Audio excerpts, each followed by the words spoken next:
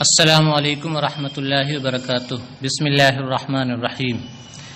کتاب تلخیص المفتاح کا صفحہ نمبر 34 ہے، مجلس برکات کا نسخہ ہے اور فصل و وصل کی بحث ہے۔ صاحب کتاب علامہ جلال الدین قزوینی علیہ الرحمہ فصل و وصل کی تعریف کرتے ہوئے کہتے ہیں کہ اگر دو یا دو سے زائد جملے ہوں اور ایک جملے کا دوسرے جملے پر عطف کیا جائے تو یہ وصل ہے، اور اگر عطف نہ کیا جائے، ترک عطف ہو تو یہ فصل ہے۔ اب ہم کب فصل کریں اور کب عطف کریں، اس کی تفصیل پیش کرتے ہوئے صاحب کتاب فرماتے ہیں کہ جب ایک جملے کے بعد دوسرا جملہ آئے تو ہم سب سے پہلے یہ دیکھیں گے کہ پہلے جملے کے لیے محل اعراب ہے یا محل اعراب نہیں ہے۔ یاد رکھیں کہ جملے کی دو قسمیں ہیں۔ نمبر ایک وہ جملہ جس کے لیے محل اعراب ہو، اور نمبر دو وہ جملہ جس کے لیے محل اعراب نہ ہو۔ اس کی شناخت کا طریقہ یہ ہے کہ اگر جملے کو کسی مفرد کی تعویل میں کرنا صحیح ہو تو اس جملے کے لیے محل اعراب ہوگا، یا تو رفع یا نصب یا جر، بالکل مفرد کی طرح، اور اس جملے کا اعراب بھی مفرد کے اعراب کی طرح ہوگا۔ چنانچہ اگر اس جملے کو کسی مفرد مرفوع کی تعویل میں کرنا صحیح ہو تو اس کے لیے محل اعراب رفع ہوگا۔ جیسے کہیں خالد یعمل الخیر، خالد نیک عمل کرتا ہے، تو یہاں جملہ ہے یعمل الخیر۔ اس جملے کو مفرد مرفوع کی تعویل میں کرنا صحیح ہے، کیونکہ اس کی جگہ یوں کہہ سکتے ہیں خالد عامل للخیر، خالد خیر کا عمل کرنے والا ہے۔ تو یہاں دیکھیں یعملو کو ہم عاملن مفرد کی تعویل میں کر سکتے ہیں، اور عاملن یہ کیا ہے؟ مفرد مرفوع ہے، یعنی اس پر رفع ہے۔ تو یا خالدن یعمل الخیرہ میں یعمل الخیرہ یہ جملہ اس کے لیے محل اعراب رفع ہے۔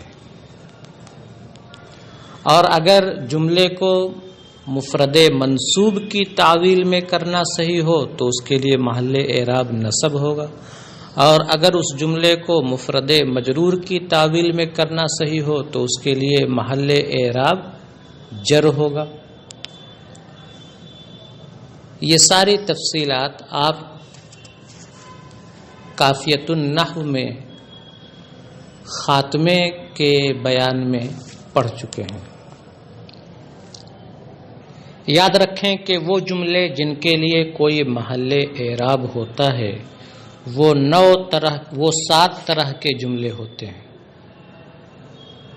نمبر 1 وہ جملہ جو خبر واقع ہو، نمبر 2 وہ جملہ جو حال واقع ہو، نمبر 3 وہ جملہ جو مفعول بہ واقع ہو، نمبر 4 وہ جملہ جو مضاف الیہ واقع ہو، نمبر 5 وہ جملہ جو کسی شرط جازم کا جواب واقع ہو، نمبر 6 وہ جملہ جو صفت واقع ہو، نمبر 7 وہ جملہ جو کسی ایسے جملہ کے تابع ہو جس کے لیے محل اعراب ہو۔ اور یہ بھی یاد رکھیں کہ وہ جملے جن کے لیے محل اعراب نہیں ہوتا ہے وہ 9 طرح کے جملے ہیں۔ نمبر 1 جملہ ابتدائیہ، نمبر 2 جملہ استئنافیہ، نمبر 3 جملہ تعلیلیہ، نمبر 4 جملہ اعتراضیہ، نمبر 5 وہ جملہ جو کسی موصول اسمی یا موصول حرفی کا صلہ واقع ہو، نمبر 6 جملہ تفسیریہ، نمبر 7 وہ جملہ جو جواب قسم واقع ہو۔ نمبر 8 وہ جملہ جو کسی شرط غیر جازم کا جواب واقع ہو۔ اور نمبر 9 وہ جملہ جو کسی ایسے جملہ کے تابع ہو جس کے لیے کوئی محل اعراب نہ ہو۔ تو صاحب کتاب علامہ جلال الدین قزوینی علیہ الرحمہ فرماتے ہیں کہ جب ایک جملے کے بعد دوسرا جملہ آئے تو عطف کریں گے یا ترک عطف کریں گے، وصل کریں گے یا فصل کریں گے، اس کا ضابطہ یہ ہے کہ سب سے پہلے ہم یہ دیکھیں گے کہ پہلے جملے کے لیے کوئی محل اعراب ہے یا نہیں۔ پہلی صورت میں یعنی جب پہلے جملے کے لیے کوئی محل اعراب ہو، اس صورت میں اگر دوسرے جملے کو پہلے جملے کے ساتھ اس کے حکم اعراب میں شریک کرنا مقصود ہو، پھر سے سمجھ لیں، پہلی تقدیر پر یعنی جبکہ پہلے جملے کے لیے کوئی محل اعراب ہو، اس تقدیر پر اگر دوسرے جملے کو پہلے جملے کے ساتھ اس کے حکم اعراب میں شریک کرنا مقصود ہو تو پھر دوسرے جملے کا پہلے جملے پر مفرد ہی کی طرح عطف کیا جائے گا۔ اور عطف کرنے کے لیے واو وغیرہ کوئی حرف عاطف ان دونوں جملوں کے درمیان لایا جائے گا۔ اب کسی حرف عاطف کے ذریعہ ان دونوں جملوں کے درمیان عطف کے مقبول ہونے کی شرط یہ ہے کہ ان دونوں جملوں کے درمیان کوئی ایسی جہت ہو جو ان دونوں کو جمع کر دے، ان دونوں جملوں کے درمیان کوئی جہت جامعہ ہو، یعنی ان دونوں جملوں کے درمیان کوئی مناسبت ہو جو مناسبت دونوں کو یکجا کر دے، تو پھر واو وغیرہ کسی حرف عاطف کے ذریعہ دونوں کے درمیان عطف کیا جائے گا اور یہ عطف مقبول ہوگا۔ یعنی عطف کے مقبول ہونے کی شرط یہ ہے کہ ان دونوں جملوں کے درمیان کوئی جہت جامع موجود ہو۔ جیسے زید یکتب و یشعر، زید نثر بھی کہتا ہے اور نظم بھی کہتا ہے۔ تو زید یکتب و یشعر میں دو جملے ہیں، ایک ہے یکتب اور دوسرا ہے یشعر۔ ان دونوں جملوں میں سے پہلا جملہ یکتب کے لیے محل اعراب ہے، اس لیے کہ یکتب یہ خبر واقع ہے، اور دوسرے جملے یشعرو کو پہلے جملے یکتبو کے ساتھ اس کے حکم اعراب میں شریک کرنا بھی مقصود ہے، اس لیے دونوں جملوں کے درمیان عطف کیا گیا حرف عاطف واو کے ذریعہ، اور یہ عطف مقبول بھی ہے اس لیے کہ ان دونوں جملوں کے درمیان جہت جامع موجود ہے، دونوں جملوں کے درمیان مناسبت موجود ہے، اس لیے کہ نثر اور نظم یہ دونوں ایک ہی جنس کی چیزیں ہیں، تو دونوں میں مناسبت موجود ہے۔ اسی طرح زید یعطی و یمنع، زید عطا بھی کرتا ہے اور عطا نہیں بھی کرتا ہے، مطلب یہ ہے کہ زید جسے چاہتا ہے عطا کرتا ہے اور جسے چاہتا ہے نہیں عطا کرتا ہے۔ زید یعطی من یشاء و یمنع من یشاء، زید جسے چاہتا ہے عطا کرتا ہے اور جسے چاہتا ہے عطا نہیں کرتا ہے۔ یہاں بھی پہلا جملہ یعطی اس کے لیے محل اعراب ہے اس لیے کہ یہ خبر واقع ہے، اور دوسرے جملے یمنع کو پہلے جملے کے ساتھ حکم اعراب میں شریک کرنا مقصود ہے، یعنی یمنع کو بھی خبر بنانا مقصود ہے، اس لیے کیا ہے دونوں کے درمیان عطف کیا گیا، اور یہ عطف مقبول اس لیے ہے کہ ان دونوں جملوں کے درمیان مناسبت موجود ہے، جہت جامع موجود ہے، کیونکہ عطا اور منع یہ ایک دوسرے کی ضد ہیں، اور دو متضاد چیزیں بھی ایک دوسرے کے مناسب ہوا کرتی ہیں۔ اس لیے چونکہ ان دونوں کے درمیان جہت جامع موجود ہے، اس لیے یہ عطف مقبول ہے۔ تو عطف کے مقبول ہونے کی شرط یہ ہے کہ دونوں جملوں کے درمیان جہت جامع موجود ہو، کوئی مناسبت موجود ہو۔ اگر دونوں جملوں کے درمیان جہت جامع نہیں ہے، مناسبت نہیں ہے، تو پھر عطف نامقبول ہے، کیونکہ یہ ایک طرح کا عیب ہے۔ اسی بنیاد پر مشہور شاعر ابو تمام کا درج ذیل شعر میں عطف کرنا یہ ناپسندیدہ قرار دیا گیا ہے۔ حالانکہ یہ ابو تمام بہت بڑے شاعر ہیں، لیکن غلطی کوئی بھی کرے اس کی غلطی مقبول نہیں ہو سکتی ہے۔ تو بڑے شاعر ہونے کے باوجود چونکہ اس شعر میں ابو تمام نے ایسے دو جملوں کے درمیان عطف کیا ہے جن دو جملوں کے درمیان مناسبت نہیں ہے، کوئی جہت جامع نہیں ہے، اس لیے یہ عطف اہل علم کے نزدیک نامقبول ہے، ناپسندیدہ ہے، معیوب ہے۔ شعر ہے لا والذی هو عالم ان النوا صبر وان ابا الحسین کریم۔ نوا کا معنی صبر، اور صبر یہ ایلوا ہے، ایک کڑوا پھل ہوتا ہے۔ ابو الحسین یہ شاعر کا ممدوح ہے۔ کریم کا معنی سخی اور فیاضی۔ لا ایسا نہیں، والذی میں واو حرف جار برائے قسم ہے، ایسا نہیں، ایسا نہیں ہے، اس ذات کی قسم جو یہ جانتی ہے کہ صبر ایلوے کی طرح کڑوا ہوتا ہے، اور یہ بھی جانتی ہے کہ ابو الحسین سخی اور فیاض ہے۔ ایسا نہیں ہے، اس ذات کی قسم جسے یہ معلوم ہے کہ صبر ایلوے کی طرح کڑوا ہوتا ہے، اور یہ بھی کہ ابو الحسین سخی اور فیاض آدمی ہے۔ یہاں دو جملے ہیں، ایک ہے ان النوا صبر اور دوسرا ہے ان ابا الحسین کریم۔ پہلا جملہ ان النوا صبر اس کے لیے محل اعراب ہے، کیونکہ یہ عالمن کا مفعول بہ واقع ہے۔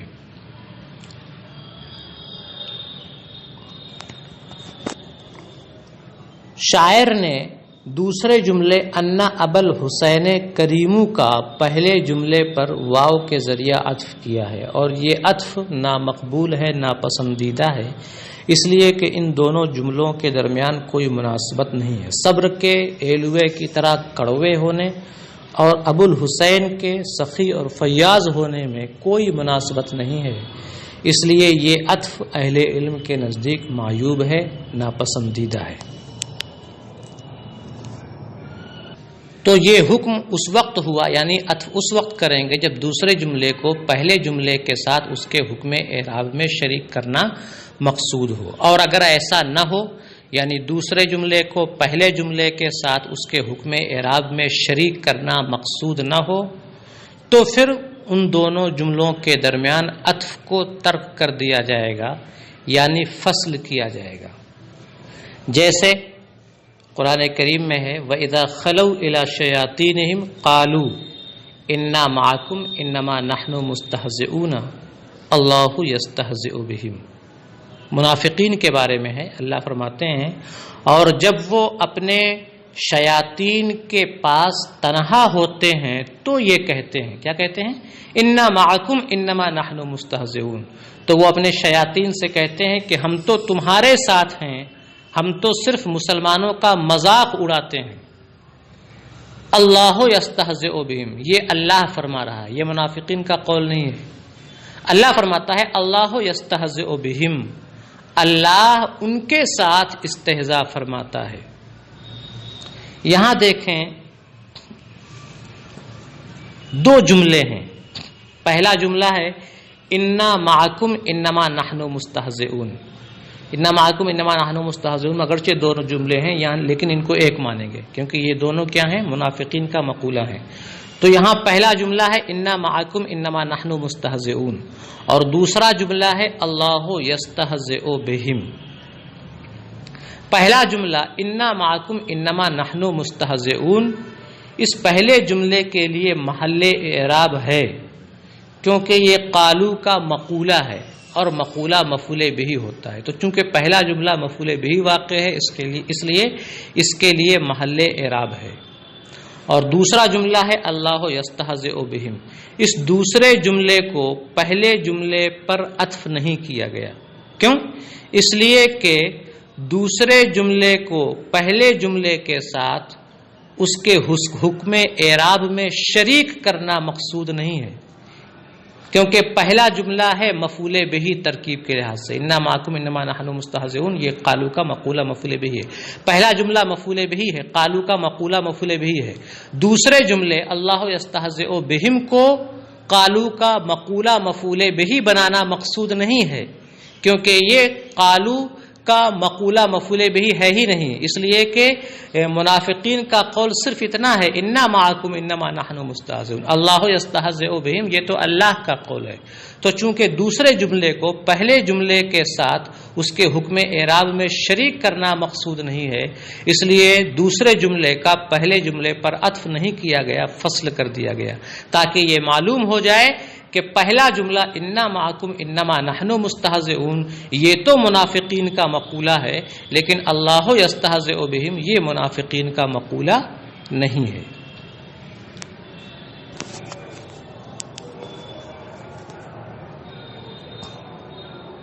تو یہ دونوں صورتیں پہلی تقدیر پر ہوئیں، یعنی جب پہلے جملے کے لیے محل اعراب ہو، اور دوسری تقدیر پر یعنی جب پہلے جملے کے لیے محل اعراب نہ ہو، اس کا بیان آگے آئے گا۔ ابھی آپ اتنے کی عبارت دیکھیں اور ترجمہ دیکھیں۔ عبارت ہے الوصل عطف بعض الجمل علی بعض والفصل ترکہ، ایک جملے کا دوسرے جملے پر عطف کرنا وصل کہلاتا ہے اور عطف کو ترک کر دینا فصل کہلاتا ہے۔ فَإِذَا أَتَتْ جُمْلَةٌ بَعْدَ جُمْلَةٍ فَالْأُولَى إِمَّا أَن يَكُونَ لَهَا مَحَلٌّ مِّنَ الْإِعْرَابِ أَوْ لَا، لہذا جب ایک جملے کے بعد دوسرا جملہ آئے تو پہلے جملے کے لیے یا تو کوئی محل اعراب ہوگا یا نہ ہوگا۔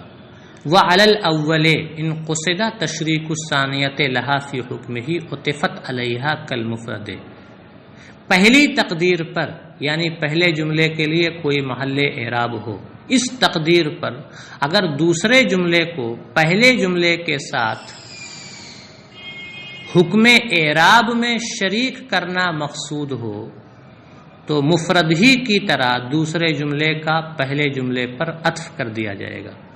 فشرط کونہ مقبولا بالواو بنحوہ ان یکون بینہما جہۃ جامعہ، پھر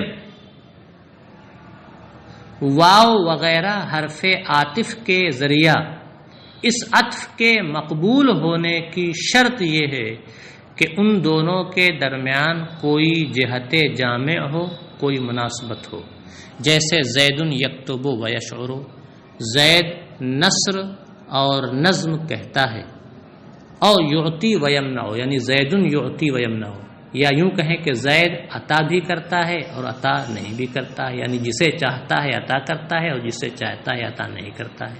ولہذا عیب علی ابی تمام قولہ، اسی بنیاد پر تو ابو تمام کے اس قول کو، ابو تمام کے اس شعر کو ناپسندیدہ قرار دیا گیا ہے۔ لا والذی هو عالم ان النوا صبر وان ابا الحسین کریم، ایسا نہیں ہے، اس ذات کی قسم جسے یہ معلوم ہے کہ صبر ایلوی کی طرح کڑوا ہوتا ہے، اور یہ بھی کہ ابو الحسین سخی اور فیاض انسان ہے۔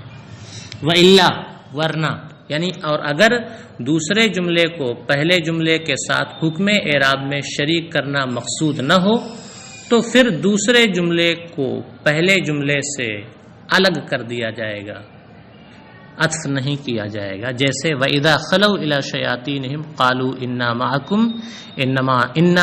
مَعَكُمْ إِنَّمَا نَحْنُ مُسْتَهْزِئُونَ اللَّهُ يَسْتَهْزِئُ بِهِمْ.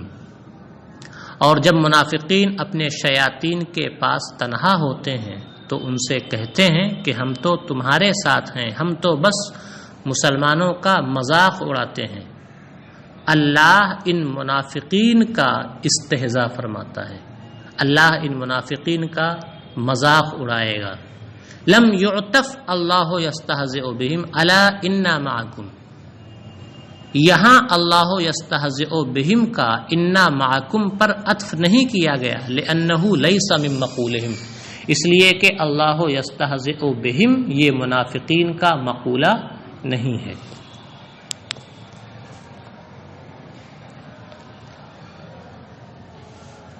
دوسری تقدیر پر کب عطف کریں گے، کب عطف نہیں کریں گے، یعنی جب دو جملوں میں سے پہلے جملے کے لیے کوئی محل اعراب نہ ہو تو اس صورت میں دوسرے جملے کو پہلے جملے پر کب عطف کریں گے اور کب عطف نہ کریں گے، اس کا ضابطہ مصنف بیان فرماتے ہیں.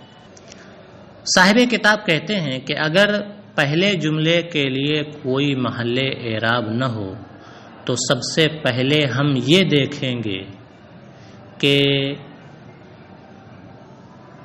حرف واو کے علاوہ کسی اور حرف عاطف کے معنی و مفہوم پر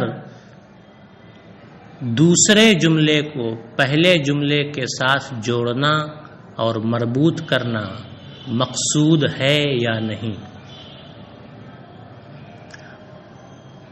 اگر دوسرے جملے کو پہلے جملے کے ساتھ جوڑنا اور مربوط کرنا مقصود ہو کسی ایسے حرف عاطف کے معنی و مفہوم پر جو حرف واو کے علاوہ ہو تو اس تقدیر پر، یعنی جب جوڑنا مقصود ہو اور مربوط کرنا مقصود ہو تو اس تقدیر پر دوسرے جملے کا پہلے جملے پر عطف کر دیا جائے گا اس حرف عاطف کے ذریعے. جیسے مثال دیتے ہیں دخل زید فخرج عمر، زید داخل ہوا عمر نکلا. یہاں دو جملے ہیں دیکھیں، دخل زید اور خرج عمر. پہلا جملہ ہے دخل زید. دخل زید چونکہ جملہ ابتدائیہ ہے، بالکل شروع میں ہے، اس لیے اس کے لیے کوئی محل اعراب نہیں ہے. تو اب دوسرے جملے خرج عمر کا دخل زید پر عطف کریں گے یا عطف نہیں کریں گے. تو ہمیں سب سے پہلے یہ دیکھنا ہے کہ دوسرے جملے کو پہلے جملے سے جوڑنا مقصود ہے یا نہیں. تو یہاں پر دوسرے جملے کو پہلے جملے سے جوڑنا مقصود ہے. کیوں؟ کیونکہ ہمیں یہ بتانا ہے کہ زید کے داخل ہونے کے فوراً بعد ہی امر وہاں سے نکل گیا ہے. ہمیں یہ بتانا ہے کہ زید کے اندر داخل ہونے کے فوراً بعد ہی امر وہاں سے نکل گیا ہے. یعنی تعقیب کا مفہوم دکھانا مقصود ہے، اور تعقیب کا مفہوم دکھانے کے لیے حرف عاطف فا آتا ہے. تو چونکہ حرف عاطف فا کے معنی و مفہوم پر دوسرے جملے کو پہلے جملے کے ساتھ جوڑنا اور مربوط کرنا ہمارا مقصود ہے، اس لیے حرف عاطف فا کے ذریعہ دوسرے جملے کا پہلے جملے پر عطف کر دیا گیا اور کہا گیا دخل زید فخرج عمر. اور اگر یہ دکھانا مقصود ہو کہ زید کے اندر داخل ہونے کے بعد امر وہاں سے نکلا لیکن فوراً نہیں نکلا، کچھ دیر بعد نکلا ہے، کچھ مہلت کے بعد نکلا ہے، تو مہلت دکھانے کے لیے حرف عاطف ثم آتا ہے. تو پھر یہاں فا کی جگہ ثم لائیں گے اور کہیں گے دخل زید ثم خرج عمر. تو چونکہ یہاں ایک حرف عاطف کے معنی و مفہوم پر دوسرے جملے کو پہلے جملے سے مربوط کرنا مقصود ہے، اس لیے اس حرف عاطف کے ذریعہ عطف کیا جائے گا. اور اگر ایسا نہ ہو، یعنی کسی حرف عاطف کے معنی و مفہوم پر دوسرے جملے کو پہلے جملے کے ساتھ مربوط کرنا مقصود نہ ہو، تو پھر ہم یہ دیکھیں گے کہ پھر ہم یہ دیکھیں گے کہ آیا پہلے جملے کے لیے کوئی ایسا حکم ہے جو دوسرے جملے کو دینا بھی مقصود ہے یا مقصود نہیں ہے۔ اگر دوسرے جملے کو پہلے جملے کے ساتھ کسی حرف عاطف کے معنی پر مربوط کرنا مقصود نہ ہو، تو پھر ہم یہ دیکھیں گے کہ آیا پہلے جملے کے لیے کوئی ایسا حکم ہے جسے دوسرے جملے کو دینا مقصود ہو یا مقصود نہ ہو۔ اگر پہلے جملے کے لیے کوئی ایسا حکم ہو جسے دوسرے جملے کو دینا مقصود نہ ہو، تو پھر ان دونوں جملوں کے درمیان فصل کیا جائے گا، وصل نہیں کیا جائے گا۔ جیسے مثال دیتے ہوئے کہتے ہیں وَإِذَا خَلَوْا إِلَى شَيَاطِينِهِمْ قَالُوا إِنَّا مَعَكُمْ إِنَّمَا نَحْنُ مُسْتَهْزِئُونَ اللَّهُ يَسْتَهْزِئُ بِهِمْ۔ یہاں دو جملے ہیں۔ پہلا جملہ ہے قالو۔ اب اس مثال میں یہاں پر پہلا جملہ ہم کسے مانیں گے؟ قالو کو مانیں گے۔ یہاں پہلا جملہ ہے قالو اور دوسرا جملہ ہے اللہ یستہزئ بہم۔ پہلا جملہ قالو، اس کے لیے کوئی محل اعراب نہیں ہے،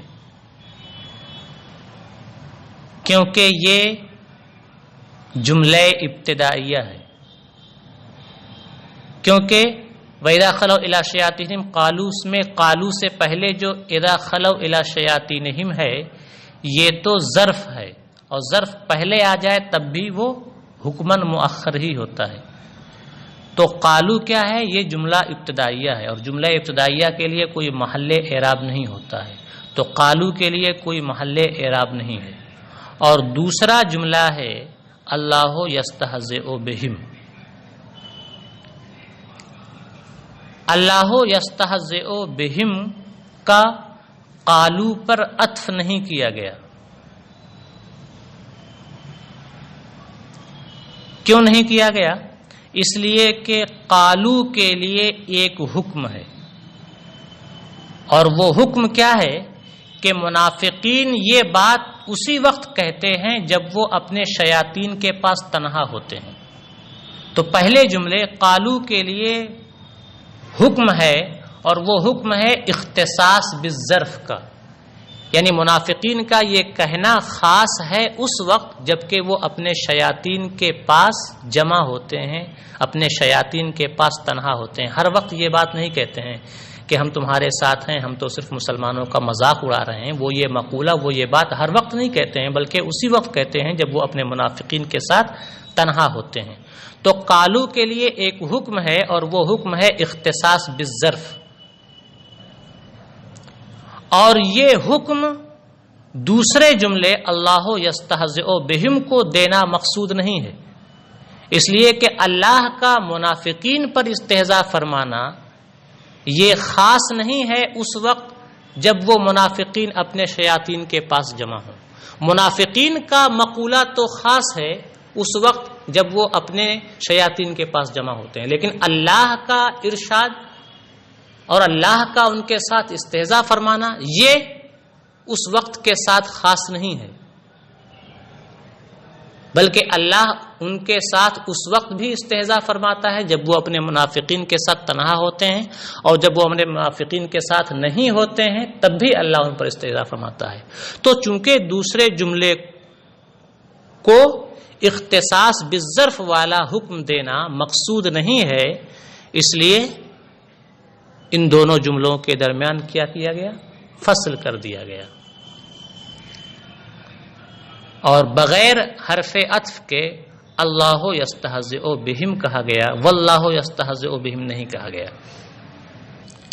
اور اگر ایسا نہ ہو، یعنی پہلے جملے کے لیے کوئی ایسا حکم نہ ہو جسے دوسرے جملے کو دینا مقصود ہو یا مقصود نہ ہو، پہلے جملے کے لیے کوئی ایسا حکم ہے ہی نہیں،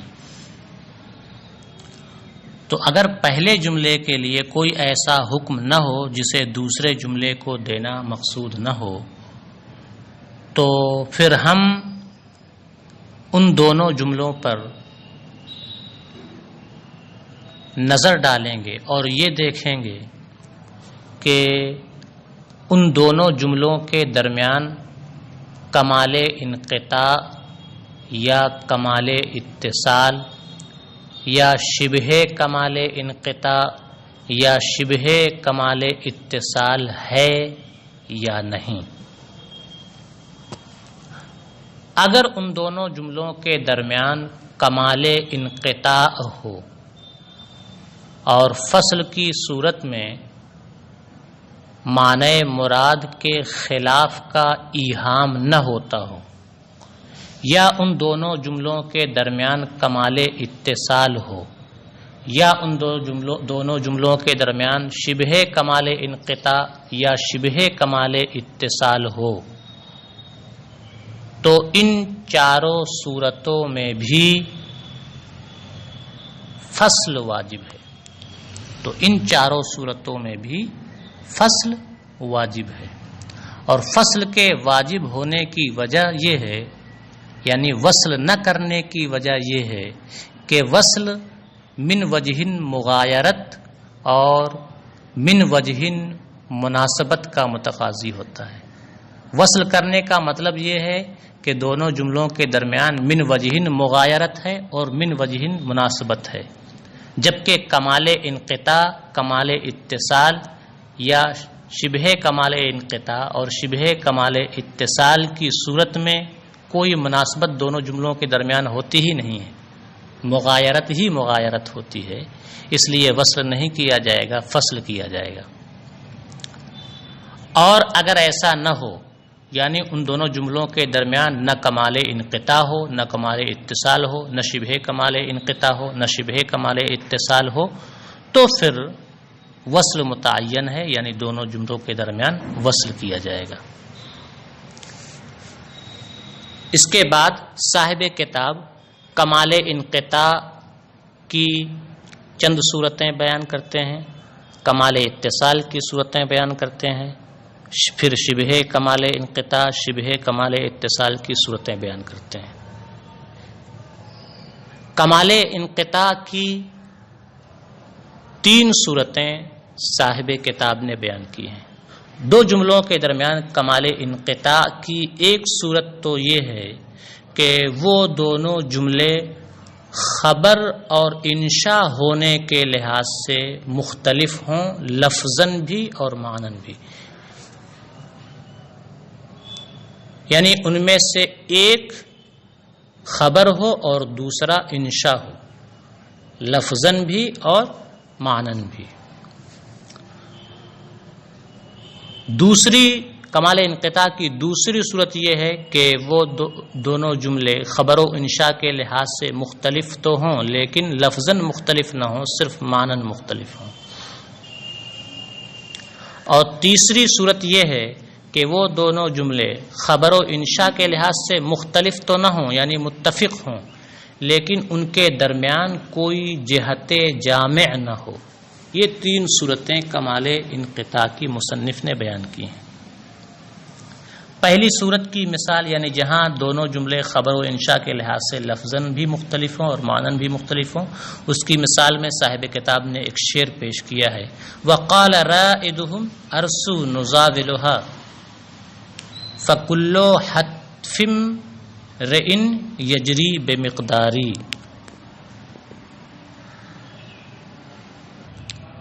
رائد کا معنی ہوتا ہے سردار، قائد، راہنما۔ ارسو، ارسا یرسی، ارسا پڑاؤ ڈالنا، لنگر انداز ہونا۔ نزاولها، زاولہ یزاولو جنگ کرنا۔ حتف کا معنی موت، جرا یجری جاری ہونا، نافذ ہونا۔ مقدار بمعنی تقدیر. شاعر کہتا ہے اور ان لوگوں کے سردار نے کہا اپنے سپاہیوں سے، اور ان لوگوں کے سردار نے کہا ارسو، یعنی ارسو ہا ہونا، یہیں پڑاؤ ڈالو، یہیں خیمے نصب کر دو، نزاولھا، ہم ان سے جنگ کریں گے. فکلو حتفم رئن یجری بمقداری، کہ ہر انسان کی موت تقدیر کے مطابق ہی نافذ ہوتی ہے، آتی ہے، لہذا ڈرنے کی ضرورت نہیں ہے. تقدیر میں اگر موت لکھی ہے تو موت آئے گی، ورنہ نہیں آئے گی. اور ان کے سردار نے کہا یہیں لنگر انداز ہو جاؤ، یہیں خیمے نصب کر دو، یہیں رک جاؤ کہ ہم جنگ کریں گے ان سے، کہ ہر شخص کی موت تقدیر کے مطابق ہی آتی ہے. یہاں دیکھیں دو جملے ہیں، پہلا جملہ ہے ارسو اور دوسرا جملہ ہے نزاولھا. پہلا جملہ ارسو چونکہ قالا کا مقولہ ہے اس لیے مفعول بہ ہے، تو اس کے لیے محل اعراب ہے.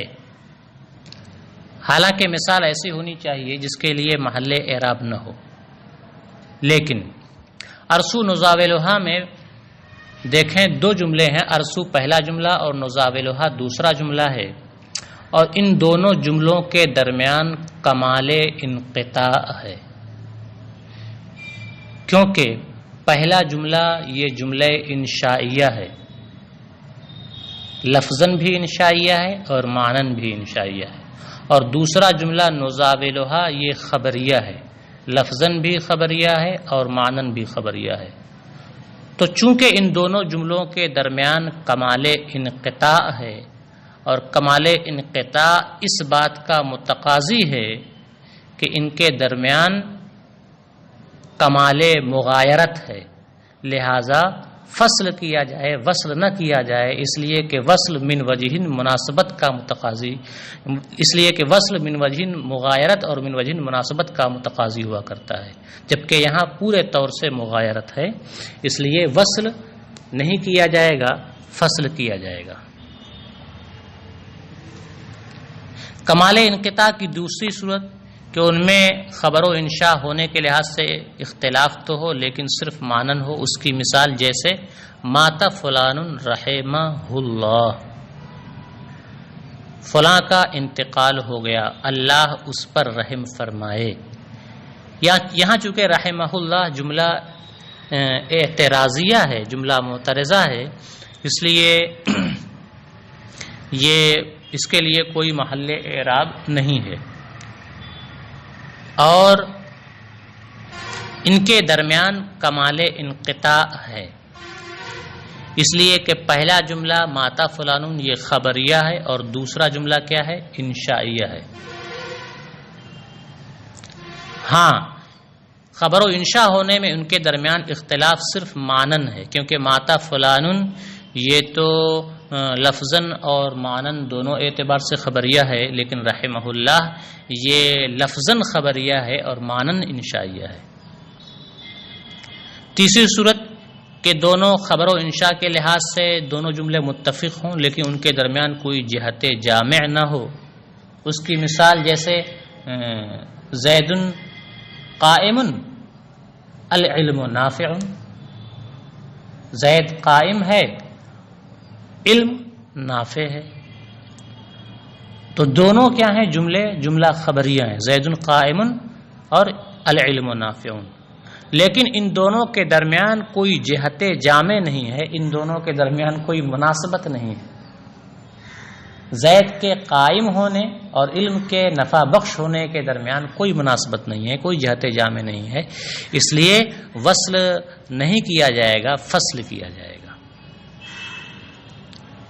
اب آپ عبارت دیکھیں وعلی الثانی سے، وعلی الثانی ان قصد ربطها بها علی معنی عاطف سوى الواو، اور دوسری تقدیر پر یعنی جب پہلے جملے کے لیے کوئی محل اعراب نہ ہو تو اس تقدیر پر اگر حرف واو کے علاوہ کسی اور حرف عاطف کے معنی و مفہوم پر دوسرے جملے کو پہلے جملے کے ساتھ مربوط کرنا مقصود ہو، عطفت بہی اے بذالک الحرف العاطف، تو اس حرف عاطف کے ذریعہ دوسرے جملے کا پہلے جملے پر عطف کر دیا جائے گا، جیسے دخل زید فخرج عمرو، یا یوں کہیں دخل زید ثم خرج عمرو، دخل زید فخرج عمرو کہیں گے جبکہ اذا قصدت تعقیب ہو، جبکہ تعقیب مقصود ہو، اور دخل زید ثم خرج عمرو کہیں گے جبکہ مہلت مقصود ہو۔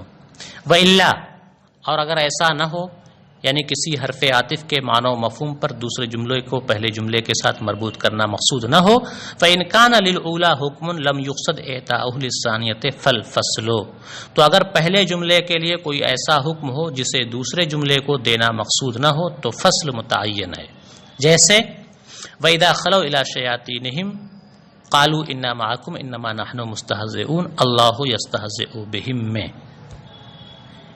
لم يعطف اللہ یستہزئ بہم علی قالوا، اس جملے میں اللہ یستہزئ بہم کا قالوا پر عطف نہیں کیا گیا، لئلا یشارکہ فی الاختصاص بالظرف، تاکہ اختصاص بالظرف میں، تاکہ یہ عطف اختصاص بالظرف میں دوسرے جملے کو پہلے جملے کے ساتھ شریک نہ کر دے، لما مرہ، جیسا کہ گزرا کہ جب ظرف وغیرہ جملے سے پہلے آ جائیں تو وہ اس جملے کے لیے ظرف ہوتے ہیں، اور وہ جملہ اس ظرف کے ساتھ کیا ہوتا ہے؟ خاص ہوتا ہے، اور اس کا بیان ما سبق میں گزر چکا ہے۔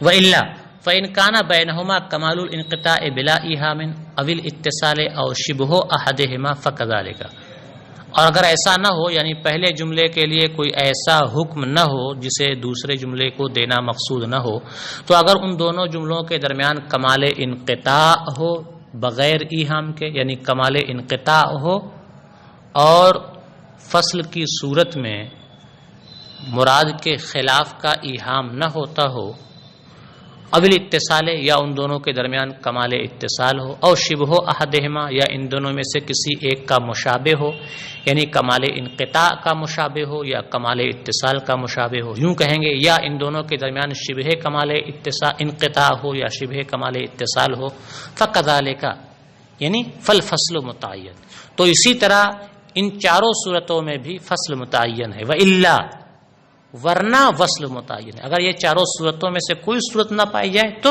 وصل متعین ہے۔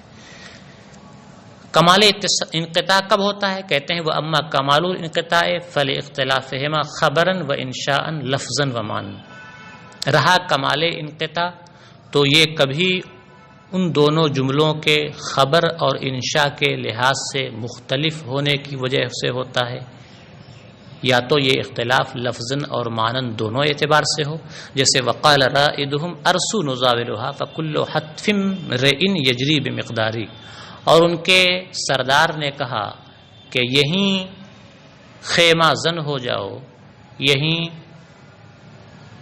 ٹھہر جاؤ، ہم ان سے جنگ کریں گے، کہ ہر انسان کی موت تقدیر کے مطابق ہی آتی ہے، اور معنن فقط، یا ان دونوں کے درمیان خبر اور انشاء کے لحاظ سے اختلاف صرف معنن ہو، جیسے مات فلان رحمہ اللہ، اور لأنہ لا جامع بینہما، یا اس لیے کمال انقطاع ہو کہ ان کے درمیان کوئی جہت جامع نہ ہو، کما سیاتی، جیسا کہ اس کا بیان عن قریب آئے گا۔ مثال اس کی ہوگی جیسے زید قائم العلم نافع۔ آج کا سبق یہیں پر مکمل ہوتا ہے۔ السلام علیکم ورحمۃ اللہ وبرکاتہ۔